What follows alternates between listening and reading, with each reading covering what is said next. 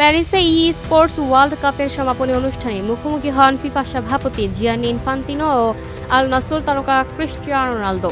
Portuguese অধিনায়কের ক্যারিয়ারে 1000 গোলের মাইলফলক ছোঁয়ার স্বপ্ন নিয়ে সংক্ষিপ্ত আলাপে মেতে ওঠেন তারা।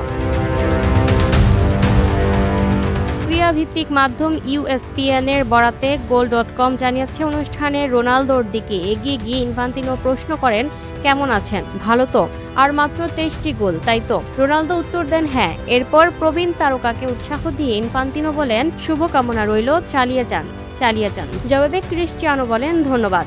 তবে ঠিক পর মুহূর্তে দৃশ্যটি শোরগোল ফেলে দিয়েছে সামাজিক যোগাযোগ মাধ্যমে। কিন্তু আসল বিতর্কের সূচনা হয় ইনফান্তিনোর কাছ থেকে রোনালদো বিদায় নিয়ে ঘুরে দাঁড়ানোর পর তার মুখের ভাবভঙ্গি দেখে। এই ঘটনার একটি ভিডিও ক্লিপ সামাজিক যোগাযোগ মাধ্যমে ভাইরাল হয়। ভিডিও ক্লিপটিতে দেখা যায় ইনফান্তিনোর সামনে যতক্ষণ ছিলেন রোনালদোর মুখে মৃদু হাসি ছিল, কিন্তু প্রস্থানের জন্য পেছনে ঘুরে দাঁড়ানোর মুহূর্তেই তার মুখের অভিব্যক্তি বদলে যায়। চোখে মুখে ফুটে ওঠে স্পষ্ট বিরক্তি, যা এখন ফুটবল দুনিয়ায় নতুন আলোচনার জন্ম দিয়েছে। Lucky Akter, up to date news, Dhaka.